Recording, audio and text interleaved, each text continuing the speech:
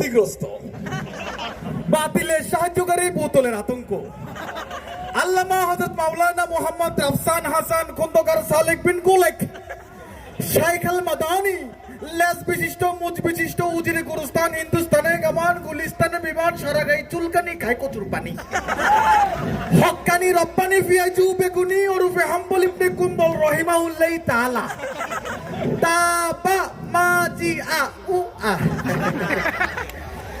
এখন আসুন মনের কথা বলি।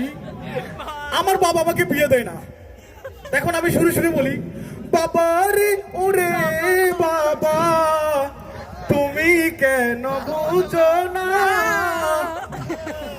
চতুর্দিক চেয়ে দেখো আছে শুধু ফেতনা, ফেতনা থেকে বাঁচতে বুঝে দরকার, কবরে হাসরে কি হবে আমার, কবরে হাসরে কি হবে আমার, যৌবনের কালে, যৌবনের কালে যদি বউ না পাই, পুরো বয়সে বউয়ের দরকার নাই, পুরো বয়সে বউয়ের দরকার নাই। কিও রাফসান মিয়া চিন্তা করো কি নিয়া, কোনটা সারি কোনটা কমু আটকি আছি বিয়ে নিয়া, তাই নাকি? মানুষ তো মনে করে হুদাই আমি চেতি। আসেন ভাই বসেন, ওনেন বিয়ের পরিস্থিতি, বইবেন কেমনে, এখানে কোনো চেয়ারই নাই। আসেন এ ভাই, ভাই চেয়ার লাগবে না ভাই, আসেন আসেন, স্বল্পতার কারণে অনেক কিছুর কেন চেয়ার নাই, আসেন বইয়ের পরে। আপনারা বসা লাগবে না, ছোট মানুষ আমি বসি। তারপরে দাঁড়ায় থাকেন। ও পা উঠে ফেলতেছি তো। বিয়ের যে পরিস্থিতি, বউ খুঁজি তিতি তিতি তিতি তিতি, ইসলামের বিধানের নীতি ধৈর্য রাখতে চাই, মাগার কেমনে ধরবো ভাই, চারটি গুণে গুণান্বিত বউ কোথায় পাই, কত চারটি গুণে গুণান্বিত বউ কোথায় পাই, চারটি গুণে গুণান্বিত মানে মানে চারটা গুণ লাগে আর কি। চারটা গুণ কি কি লাগে তা আমি বলবো? বলো। একটা বউ খুঁজো আমার জন্য, সুন্দর দেখো, দিনদার দেখো, সম্পদ দেখো সামান্য, একটা বউ খুঁজো আমার জন্য। তিনটে আনা হইলো, আরেকটা আরেকটা ভুলে গেছি। আরে শোন, হাদিসে আছে লি মালিহা লি জামালিহা লি হাসাবিহা লি দিনিহা ফাসফুর ফিজাতি তিন তুরি বেদা জায়গা। চারটা জিনিস দেখে তুমি বিয়ে করবা, এই চারটা গুণের গুণান্বিতের কথা বলছি আর কি।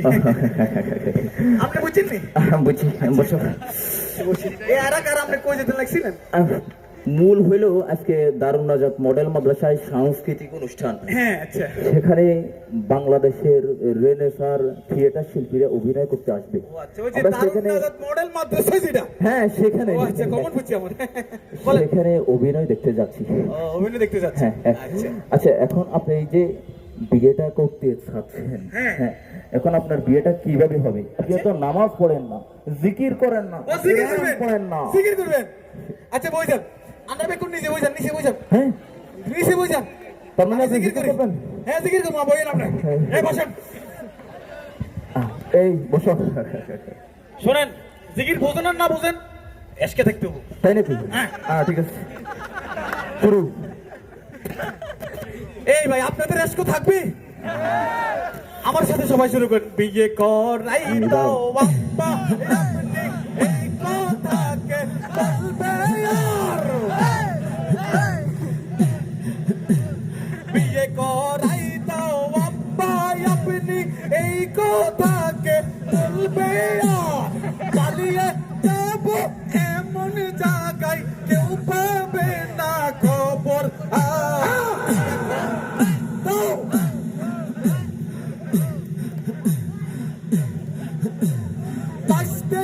আবার 24 গেল, তার খবর কি রাখছনি, তোমার পোলা হইছে বুড়া, তা কি চোখে পড়ছে নি, বারবার আব্বার ভেঙে পড়ে চোখে চার